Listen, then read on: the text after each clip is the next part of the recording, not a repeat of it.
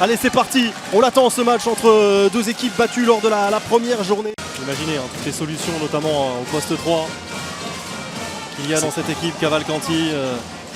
Et les trois pivots. Théo Monard aussi. Ouais, Monard, Marchand, très beau tir. Très beau tir de Pelayo.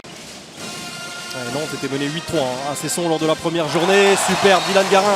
Un petit peu de relâchement en défense. Il en profite à l'entrée des 9 mètres. Dylan Garin, 3-1 pour Dunkerque.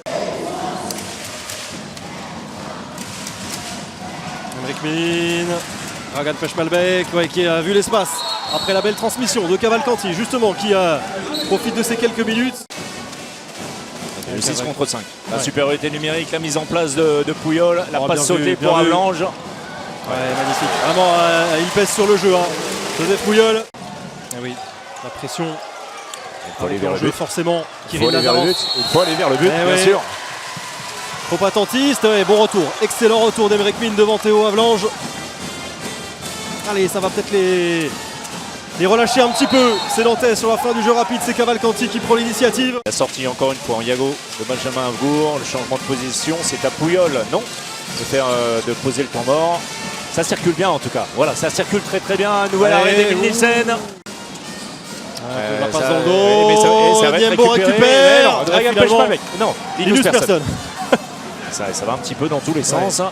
Damatrin, voilà, pour calmer un peu les ardeurs des nordistes. Le bras levé.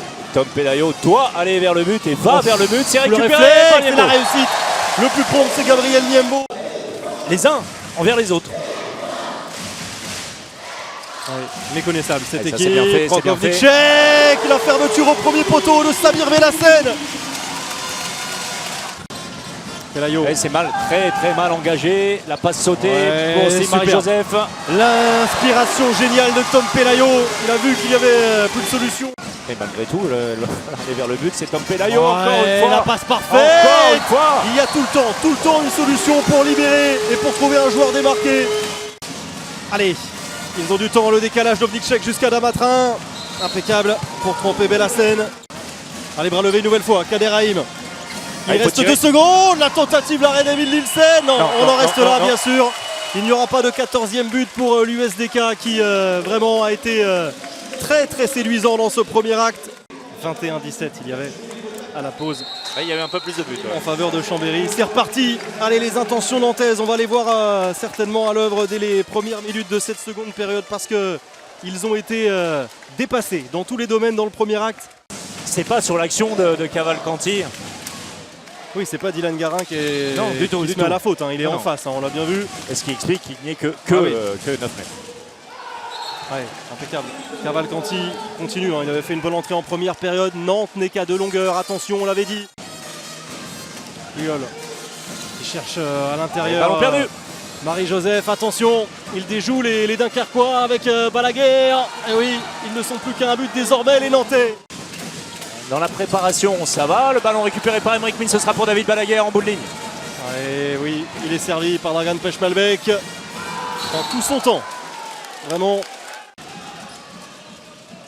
Cavalcanti qui insiste dans l'intervalle externe. Valero Rivera dans un angle fermé. +2 pour le H qui ne rate plus rien désormais. Kader Haïm, c'est difficile la tentative de Kung Fu. Ils n'ont plus de solution, plus d'idées. Les nordistes, ils vont peut-être se faire punir avec ce nouveau contre. Linus Persson. Il est affamé. Ça fait beaucoup de bien. Et ça aussi, ça fait du bien. Le slalom dans la défense. Entre Valero Rivera et Dragan Pechmalbek, ils vont mieux. Sur ce réveil des nordistes, Thibaut Briet. Ouais. C'est parfait. Superbe, hein. Le croisé avant qu'il se blesse à la cheville au fin novembre. Ça l'avait stoppé un peu dans sa progression. Il avait fait un début de saison tonitruant. Voilà. Regardez David Balaguer. Il est prêt. Hein. Il aime se retrouver en position d'arrière aussi. Magnifique. Bravo. Super, vraiment. Il est allé très très haut. Attention, les passes ne sont pas bonnes. Et heureusement, Gabin Martinez vient débloquer la situation avec ce tir à l'angle. Gabin Martinez, au niveau de la cheville aussi, ça devait stopper un petit peu dans cet élan avec le décalage. Ok, Lazarov qui cherche désespérément Marchand à l'intérieur. Un petit peu à l'instar de ce qu'on a vécu hier. Alors dans une autre euphorie offensive, on est bien d'accord. Oh, C'est super. bien. Il fait vraiment un très très bon match. Baptiste Damatrin, la finition, il a bien supplé Valero Rivera.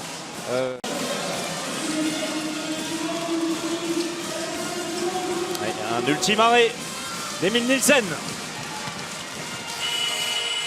C'est fini. Deux visages proposés par le H, deux visages également pour l'USDK. Dunkerque n'a pas tenu la distance, au contraire de Nantes, qui n'avait marqué que 9 buts en première période, 16 après la pause pour s'imposer. Dunkerque a su bien en profiter parce que Dunkerque a réalisé une très bonne première période au niveau de l'engagement, sur la justesse de jeu également.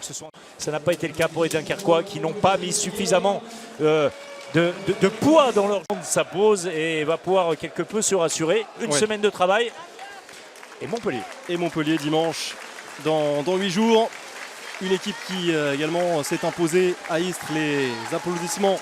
Vous êtes revenu en plus 5-6 minutes avant le début de la seconde période et on vous a vu vraiment avec un autre visage très clairement.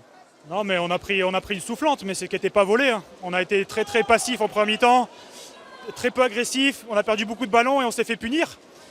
Et on a su corriger le tir en deuxième mi-temps. On a été 2-3 fois plus agressif. Et c'est là-dessus qu'on a gagné le match, pas autrement. On sentait que vous aviez du mal à vous comprendre presque en première période. Il y avait beaucoup d'énervement peut-être parce que vous n'arriviez pas à faire ce que vous vouliez. On avait mis des choses en place pour essayer de les contrer, mais ça n'a pas marché. On avait des timings pas bons. On n'était pas dans les bons timings. Et en deuxième mi-temps, on a dit on lâche un peu plus les chevaux. On arrête de penser trop tactique et on leur rentre dedans. Et c'est comme ça qu'on a réussi à gagner le match. Merci beaucoup, c'était la bonne formule. Effectivement, le rentrer dedans. Un autre qui a eu deux périodes différentes. Thibaut, bonsoir. Deux périodes pour vous, pour l'ensemble du H aussi, hein, parce qu'on vous a vu presque emprunter en première période. Il n'y avait rien qui marchait. Et puis il a fallu un déclic en seconde période, un but pour que ça aille mieux. Ouais, on a mal joué en première, hein. Clairement on n'a pas été bon, on n'a pas été au niveau, que ce soit dans l'engagement ou l'intensité comme la semaine dernière à Cesson. Et en deuxième, ça fait du bien, tout le monde prend du plaisir quand on joue comme ça, on se bat, intensité en défense, ça lâche pas, en attaque, on y va jusqu'au bout, on pousse.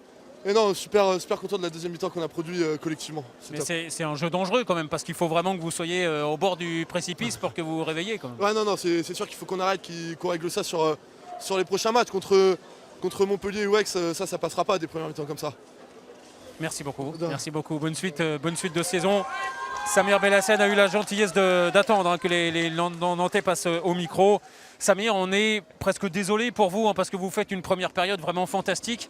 Et puis vous gâchez, ruinez un petit peu tout dès le début de la seconde période. Le retour du mi-temps est terrible. Ah, c'est clair. Là, on peut vraiment s'en prendre vraiment qu'à nous. Et pas aux arbitres, pas à ce qui se passe autour, c'est n'importe quoi. On a perdu 10 ballons, j'en sais rien, dans les 10 premières minutes, on s'est tué le match tout seul. Même si c'est que le deuxième match, c'est récurrent, ça commence à être lourd.